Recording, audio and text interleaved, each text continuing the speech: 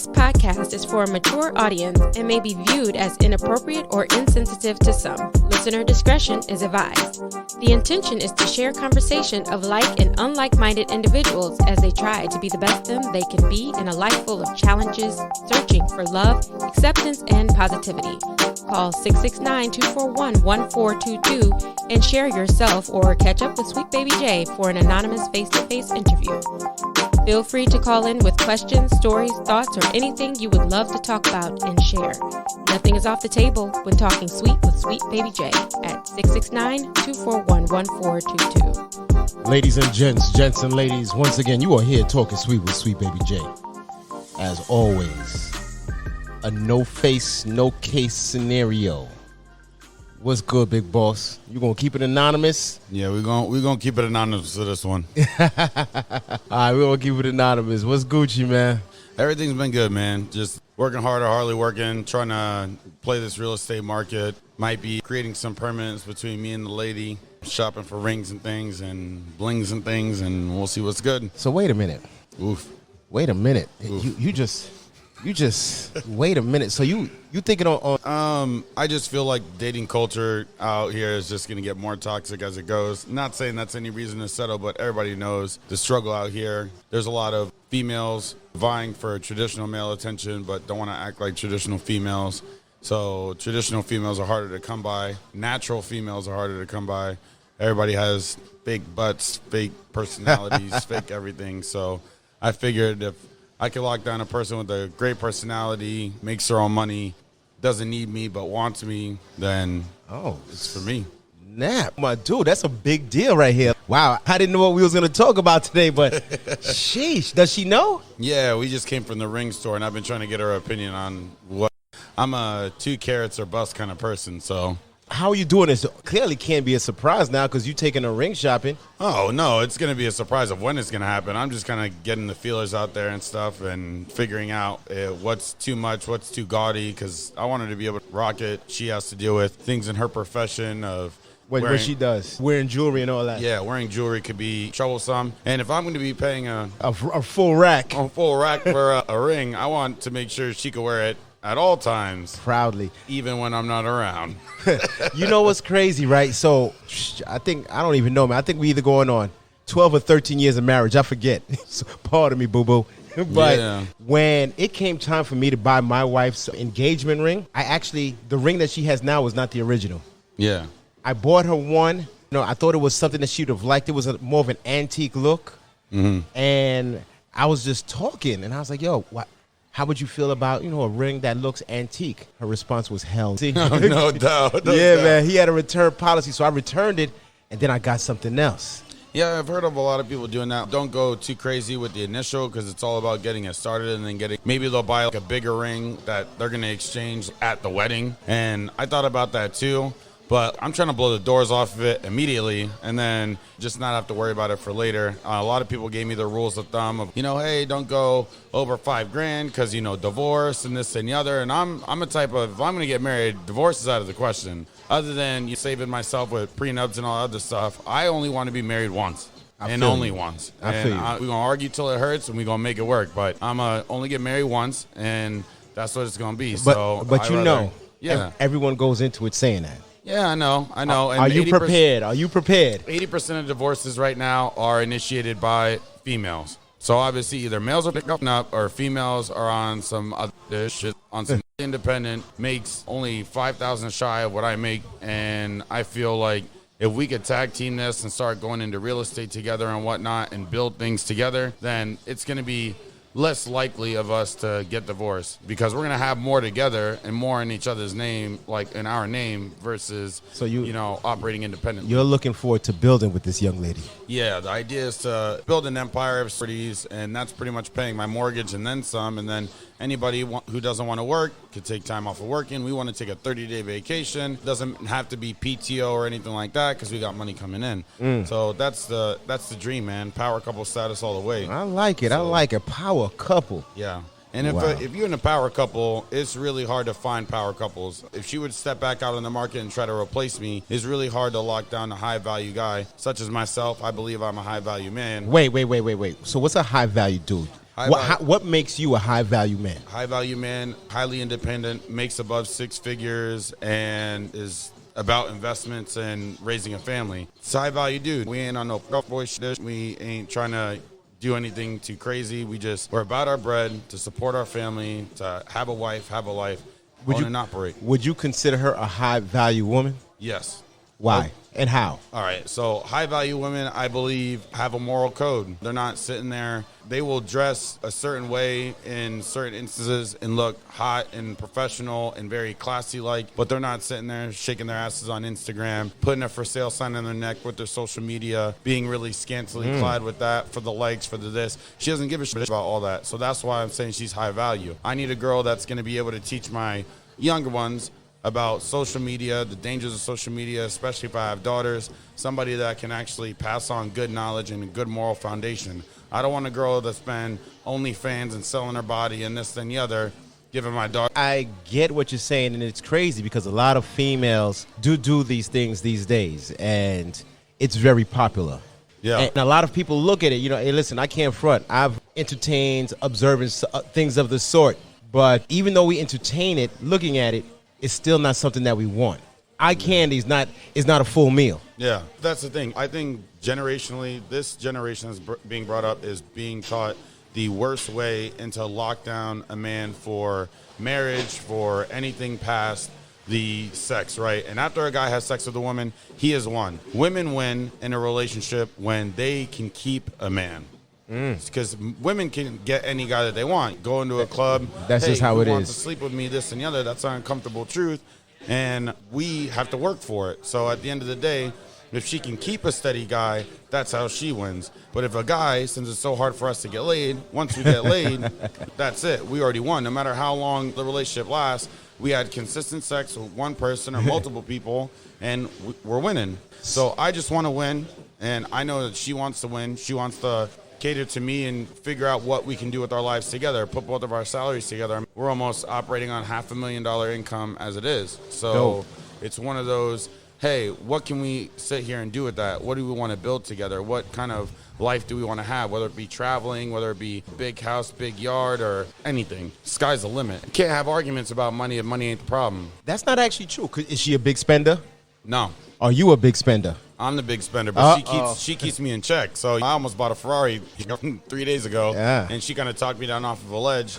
And it makes a lot of sense. We have other things in the pot that are it's big spending, but it's making money for us. So it's all about having that investment mentality, even though I like spending my money the way I want to and making big moves, but it is what it is. I didn't even see this coming, yo. Woo. Yeah. This is dope. This is big movements. I appreciate, respect, and it's a dope thing. It's been crazy. I've been thinking about it for a while. We haven't even been together long, but that's what I was going to ask you. How long you guys been together? We've been together ever since beginning of March. So it hasn't been that long of a time. People are like, that's too soon. Everybody has that opinion of what's too soon, what's not too soon. Don't let anybody control how you think. Yeah, at the end of the day, it's how I feel. I feel it in the moment. I've been through every different level of relationship, but I've never made it to that marital step. And I know that was worth the damn. I dated a lot of leeches, dated a lot of girls that were just in it for the money or in it for this one thing or this lifestyle that I could provide them. I got a shorty that could provide her own lifestyle. Okay. If she wanted to, she could buy the things that I'm buying her, but I can stretch that a little bit more and get her something nice that she would possibly never buy herself, versus me taking a girl out to Roots Chris is like the most blowing the doors off anything. I had to work 2 times as hard to impress her, so it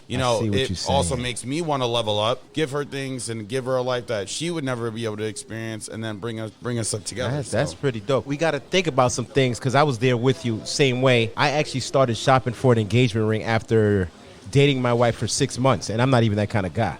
Yeah. It was 6 months, and I started looking for an engagement ring, and here we are. What is it, 13? I think we've been together about 15 years. But people always think that there is this, don't call somebody after you meet them for 2 days. I call my wife. We met on a Wednesday. I called her Thursday because she only gave me her job number. I was like, listen, either we're going to go out next week or you're going to give me a personal number and we're going to make this happen. Yeah. Dating rules I just don't feel like they're rules. They're more like guidelines, and none of it really is going to edge. Those guidelines aren't really going to edge on whether you're going to be successful or not. Yep. Like, it could be a flash in the pan, or it could be, she made me wait 6 months before I got in them sugar walls and this, that, and the other. And blah, sugar blah, blah, walls, blah. okay. You know, you can't taste that sweetness for 6 months, and then all of a sudden it ain't going to work because she was an incel, but like voluntarily a pillow celibate. princess. Yeah. So at the end of the day, I've had it hot and fast. I've waited the long game and made she was a virgin, blah, blah, blah. All relationships end for indiscriminate reasons that you can't control. How you meet is irrelevant. Yeah, that's It's dope. about just meeting. You're talking that good thing. So how did you guys meet? We met up here at the pool, Sky House.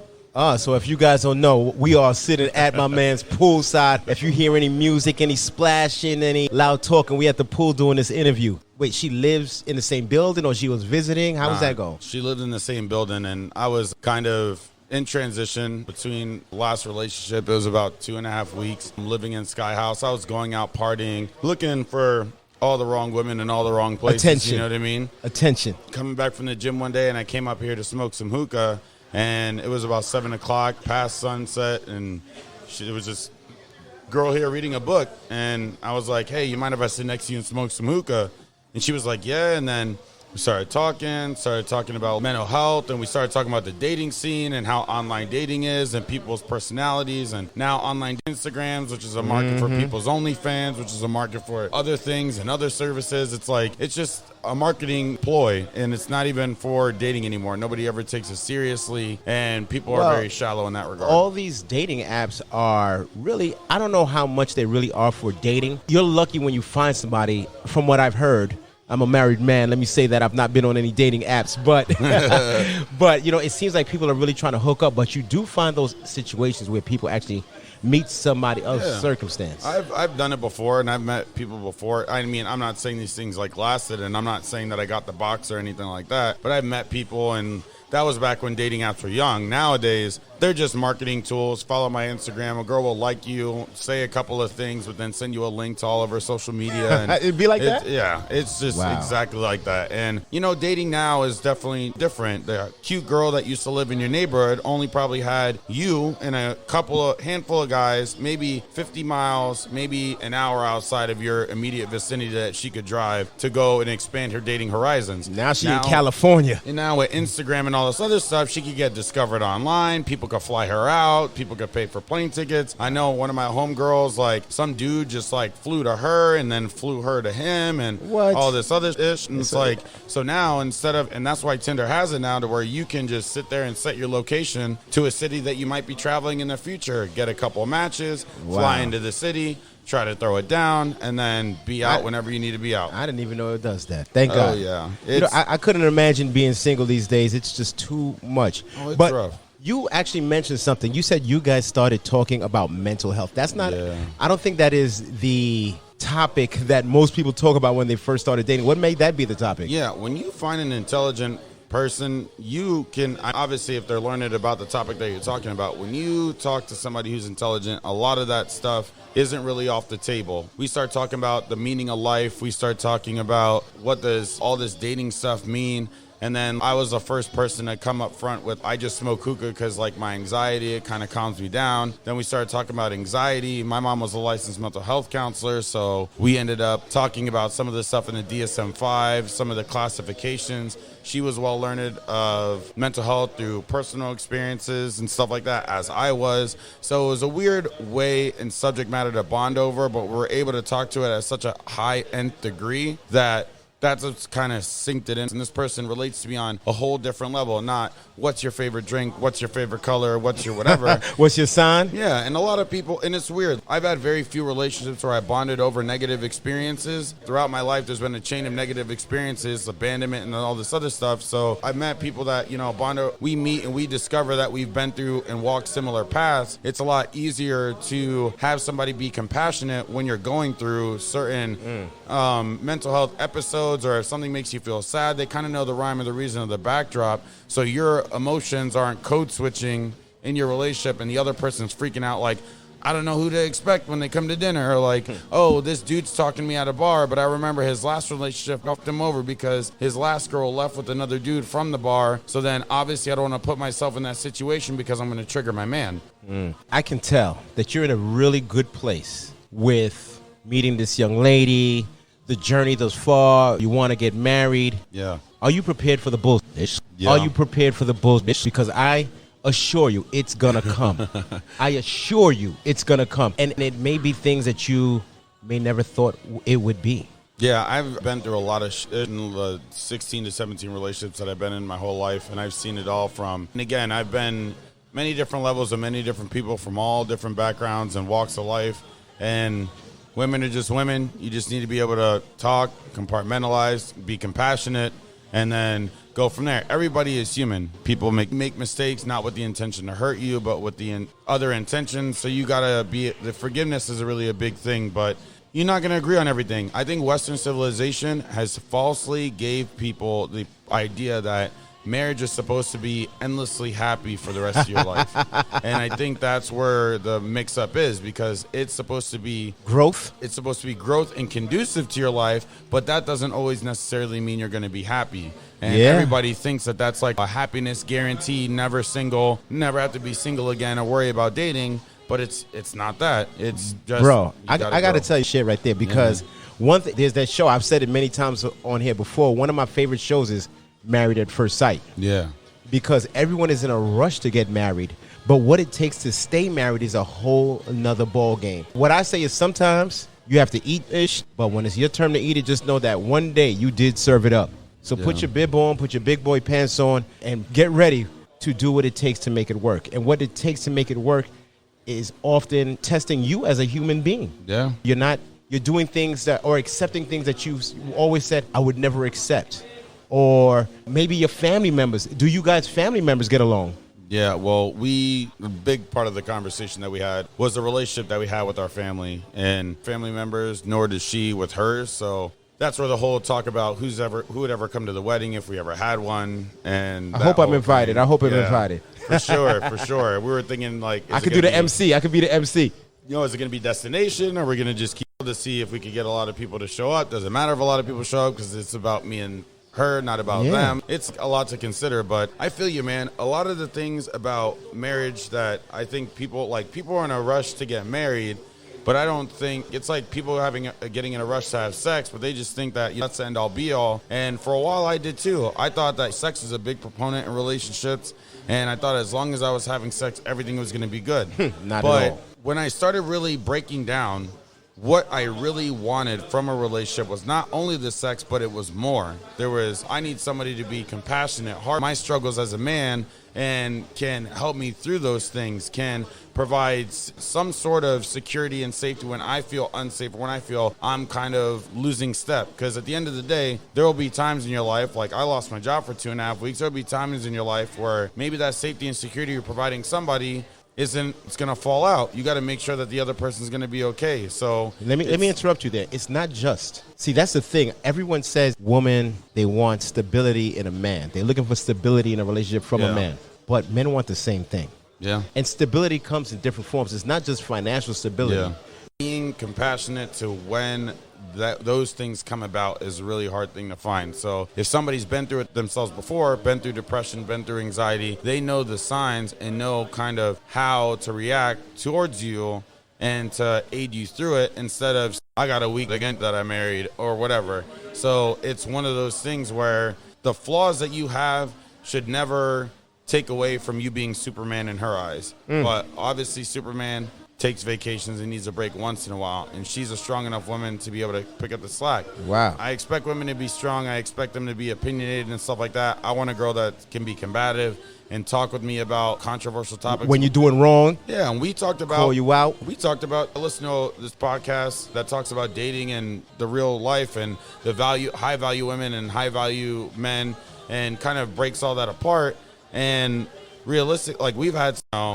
women's privileges and all that stuff, but privilege is invisible to those who have it, and a lot of women don't understand how easy it is for them in the dating market. And the reason why guys past the age of 30, 35 are very non-committal, and past the age of 30, 35, they want the girls that are young, hungry, and just want to run around because they feel superiority over them. So it's just a lot easier of a fish to hook, especially if you got your financials right, to just start dating younger and younger women. So as girls age, they're going to realize that it's harder and harder to lock down these guys because there's a new 24-year-old born every fucking day. You mentioned high value, as in you being a high value man, her being a high value woman. Yeah. That doesn't only have to deal with income. It's how much you value someone. Yeah. That is where that high value comes from. Because you can make 50,000, you can make 30,000 and be valued. Yeah. So, high value is not just about income. High value is about... It's what they offer you. It's what they have to offer. Yes. I got a girl that's compassionate in mental health, can offer me great sound advice, keep me in check, keep my eye on the prize of where we want to be in the next 5 to 10 years. So that is the value. It keeps me whole. And my family's a wreck right now. So as I'm going through talking with them and getting guilted into sending people money and this and the other, she keeps me in check. Hey, I know that you're a family, blah, blah, blah, blah, and kind of like gives me that shoulder to lean on that I need. So things that I value in another human being that makes her high value. I set the price. She sets the price. You know what I mean? Bro, you talking that shit. I like it, son. I like it. You right. It's you set the value of what you want. She sets it. Yeah. You both fit the bill. Now you man. Now man. we're trying to see what else we can afford. So it's like as far as spiritual energy, as far as that means a lot too. That means a lot too. Yeah. We're just trying to see like where do we want to go in life? What do we want to experience and what we want to get out of life? Because at the end of the day, we both know that our time is limited. And what can you do? I get down a lot, and I feel like she's like, why do you have all this anxiety? And I'm like, because I feel like I don't want to waste any time messing around with stuff that isn't going to be conducive to me not regretting my life. I want to be able to look back when I'm old and gray and say, I've lived a good life. So what does that entail? Do I want to see Montenegro? Do I want to go to South Africa? Do I want to do this? What things do I want to live and experience through to be able to kind of fit that bill? And she has those similar desires. So we just make the compromise and create a travel plan. I mean, it's not all about travel. That's just an example. But no, everything. You know what it sounds like is that you guys have your street. There are going to be detours, but you guys are at least looking in the same direction. And we're trying to make it work. Like her job in the medical field, my job, computer field.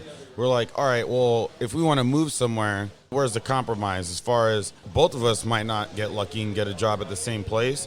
But if there's a place that's halfway there, quarter way there, in between cities or whatever like that, then we just make it work. And it's all about be willing to make those concessions because realistically, it doesn't matter. We don't need to move. We don't need to do this. We don't really need to travel. As long as we have each other, everything is great. Where do we want to go and where do we want to take it? Does she have siblings? No. Or no, she has a sister.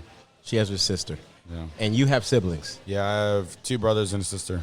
Has she met your siblings? She has met my eldest brother. And have you met any of her siblings? I have not. Does she get along with your brother? Yeah. I mean, she's aware of him. Yeah, they get along for the most part. She just knows that I have a really big heart, and no matter what happens in my brother's life, I'm going to feel the need to be the older brother, even though I was always a younger brother, because the safety and security my brother gave me when we were in foster care is the same safety and security I want to give him in his life because I'm kind of above him in that sense. So it's really weird that the tables have kind of turned of he looked after me then when I was most vulnerable, and now that he's most vulnerable, I feel like so she just wants me to not overextend my hand because if I cripple myself monetarily, then can't help no one. That's a really big thing to say because, when you marry somebody or when you get married with someone, you're taking on not just that person, but in a way you're taking on their family and their family relationships because you will have to deal with it in her as well.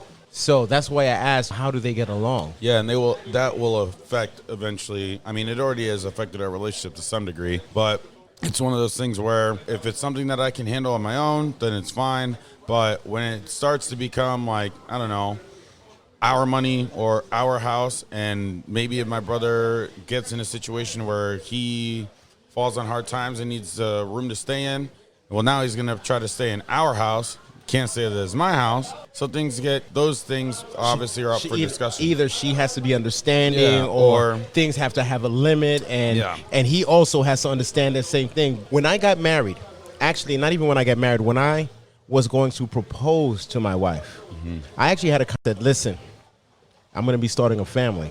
I love you guys, but at the same time, I cannot look out for you guys like I always have. Yeah. Because I'm going to be starting my own. And now I got my 3rd child on the way. Wow. Yeah, I've been out here doing things. There you go. But everyone has to grow up. Yeah. Everyone has to grow up. And sometimes growth doesn't always take place the way that you want. Sometimes growth takes place by letting go. Yeah, so there's a lot to unpack there, because we just had this conversation last night about me wanting fast cars. Like, I love fast cars. I love going out to bars and stuff like that. And you've crashed fast cars before, though. I've crashed two. Okay, you need a minivan, bro. Two expensive ass cars. But I want a third. You know, I just love cars. I love what they do. Love going fast and stuff. Get a minivan. And she was like, you know, I'm not telling you no, that you can't get a fast car. I'm not going to judge you on anything that you choose to do. But I will put in your mind that at the end of the day, if we start a family, I want you to be able to be here and guarantee that you're going to be able to be here and not leave this earth with me and a kid. And because you had a fast car. Because I wanted a fast car. And that hits home.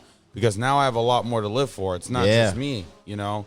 And I feel like a lot of people think, my wife's being unreasonable and unfair and blah, blah, blah. Well, sometimes we got to put away the childish toys that we thought we wanted to grow up and to maybe experience something new. Or maybe I get the fast car and I just be a lot less reckless. Or I stop going to the same bar I've been going to that, you know, I've had ex relationships and this and the other. Sometimes you got to put that past firmly behind you and go visit new ground. Biggest advice that I could give you: in any relationship, don't create the same memories with somebody else because it'll make you feel weird and indifferent, and your emotions are not going to be the same. Work to create new memories, new places, travel to new spots, go to dinner to new places. Don't ever keep it the same, because at the end of the day, you don't want anything to relapse your mind back into, oh, it was different with this person. Oh, it was different with that person. Yeah. Please, just move on. Move on and keep that behind you, because I'm not gonna lie, like,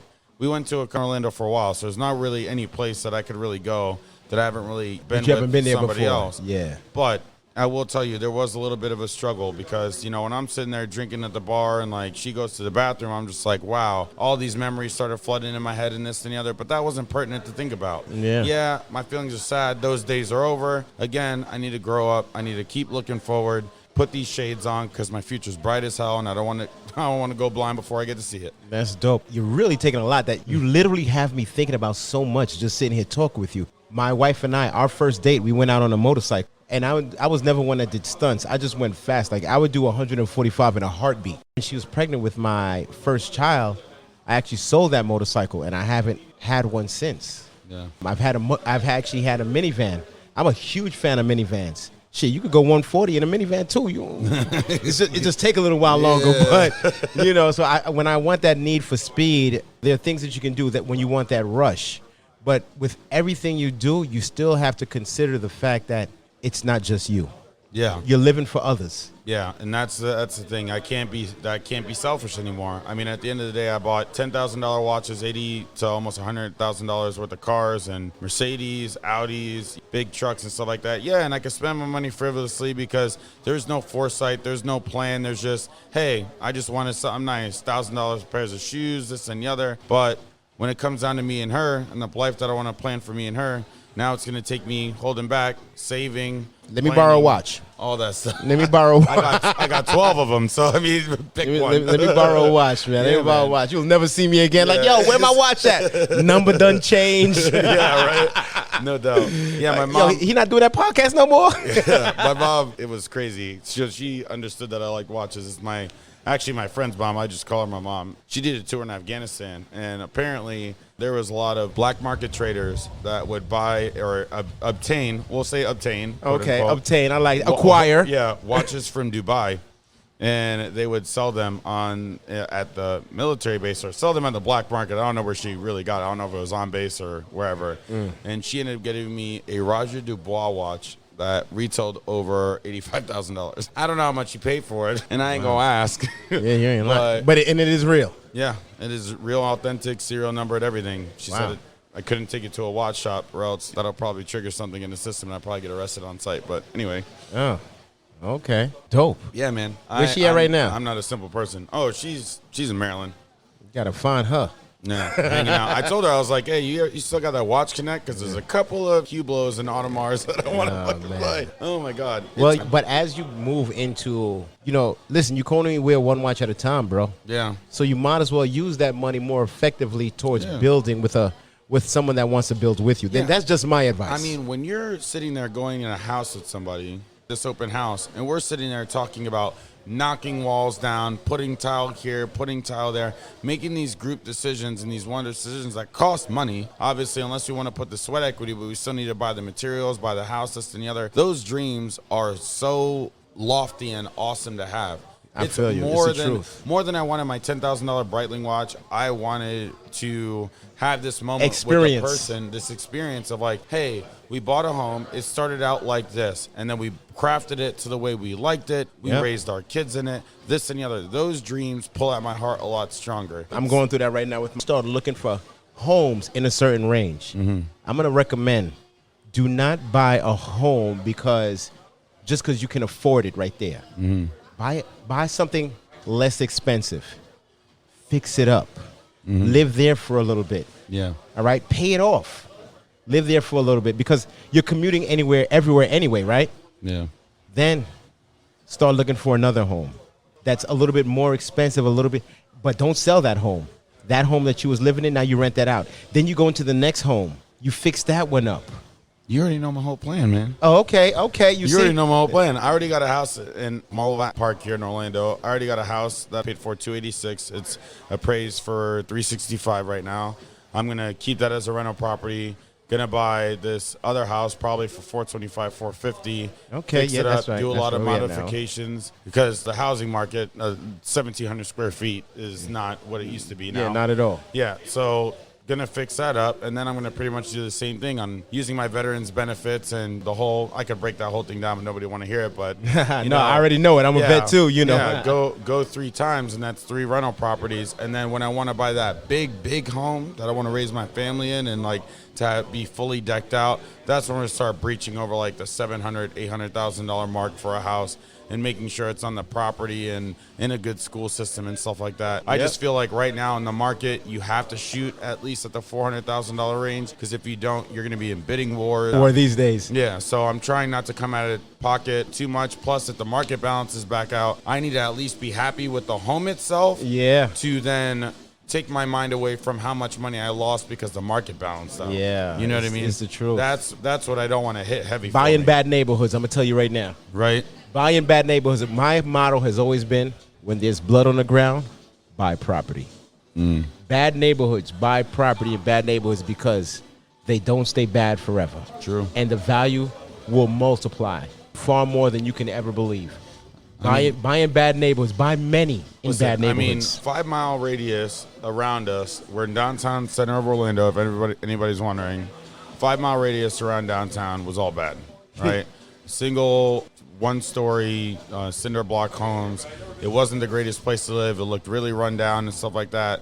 And then, past the I-4 going into the 408 going east, all of a sudden people started buying up these houses and fixing them up. And breaking them down and building you. And now we have Thornton Park. Now we have all these little pockets of really, really nice homes, especially the one that we were just looking at. Don't take my idea. The one we were just looking at, and it was purchased way back in '98, and now it's person had already paid it off, and now it's worth over $400,000. That's high value right there. Yeah. Because when I bought my house out here in Orlando, I was a single dude. I didn't even want to move to Orlando, but things happened the way they're supposed to, not the way that you want them to. Hated even the thought of living here. If my mind was different, I should have bought maybe 4 or 5 things downtown. I would be a millionaire hand over hand. Yeah. Do what you got to do to get where you want to get. The blessed thing is that you have somebody that's out here trying to get it with you. Yeah, the thing is, don't fuck it up. Yeah, everybody keeps on telling me. I don't know why. she's like, how the same thing because don't fuck it up goes both ways. Yeah, the simplest thing could mess it up. Yeah, a lot of people are pulling me to the side, being like, "You better not be off this side." I'm just like, tell her that. Like, I tell everybody that because sometimes it be the simplest thing. Sometimes it's the fact that she burned the rice twice in a week, or the fact that you won't put the toilet seat down and she done almost drowned in the toilet or something, It's sometimes people you never know what's going to push someone over the edge, but you need to bounce hates, loves, and likes, wants, and needs. Yeah. All those things are very important. Yeah, I want to give you guys a financial tip. If you're going to do the whole home investing thing, do it up, but always rent out your house and I was getting my mortgage paid down at the same time. So it was just discretionary funds that I could just put towards my car payment, and I'm pretty much driving my Audi for peanuts